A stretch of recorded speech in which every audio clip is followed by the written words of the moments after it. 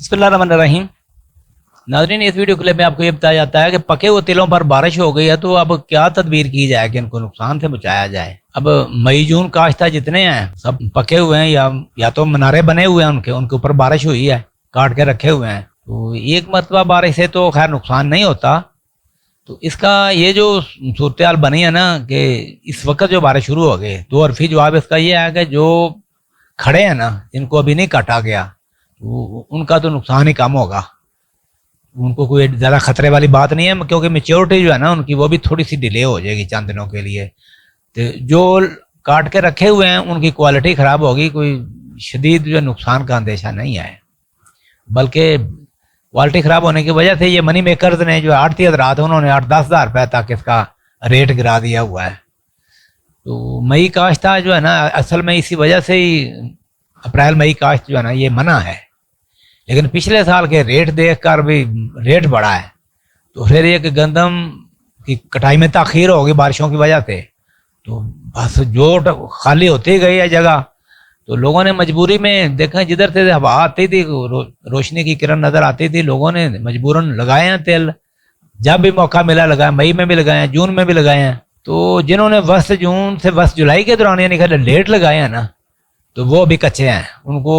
کو نقصان والی بات نہیں ہے۔ لیکن موسمی تغیرات سے اس حد تک زیادہ ہوئے ہیں کہ پہلے تو سخت گرمی کا عذاب رہا ہے نا، اتنی شدید گرمی میں جو ہے نا وہ ٹہنیاں جو ہے نا وہ پھلیوں سے نہیں پوری طرح بھرتی ہیں، اندر میں گیپ بن جاتے ہیں۔ حبس آپ نے دیکھا کتنا شدید قسم کا حبس تھا، پھر بارشیں جب ہوئی ہیں تو شدید بارشیں بھی، یہ ساری جو صورتحال جو ہے نا یہ عذاب والی کیفیت ہے۔ اس عذاب کی کیفیت کی جو ہے نا اس کی سمجھ تو آتی ہے، ایسی کوئی بات نہیں، ہر آپ دیکھ نہیں رہے کہ قوم جو ہے نا ہر سطح پر بے اصولی کا شکار ہے، خاص طور پر قیادت کی سطح پر تو کوئی اصول نام کی چیز ہی کو نہیں بچی۔ اب آپ کے سامنے ہی ہے یہ سارا کچھ۔ تو بہرحال یہ ہے کہ اب ایک ایکسیڈنٹل صورتحال بن گئی ہے، اس میں کیا کرنا چاہیے؟ اس کا جواب یہ ہے کہ 1-2 بارشیں جو ہے نا یہ تو تیل کٹے ہوئے ہیں یا کھڑے ہیں وہ تو برداشت کر جاتے ہیں، لیکن 3-4 دن تک مسلسل اگر بارش اسپیل آتے ہیں نا تو پھر بالکل نقصان ہوتا ہے۔ کٹے ہوئے جو تیل ہیں اس کے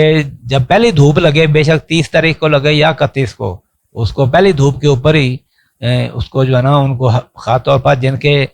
بڑے بڑے پولے بنائے گئے ہیں اور زیادہ پتوں والی اقسام ہیں، بڑے قد کے جو ہو گئے تھے تیل، ان کو تو بالکل ہوا لگانا، ان کے منارے جو ہے نا ان کو چھیڑنا، ان کو اندر والا حصہ باہر والا حصہ اندر کرنا جو ہے نا یہ ضروری ہے۔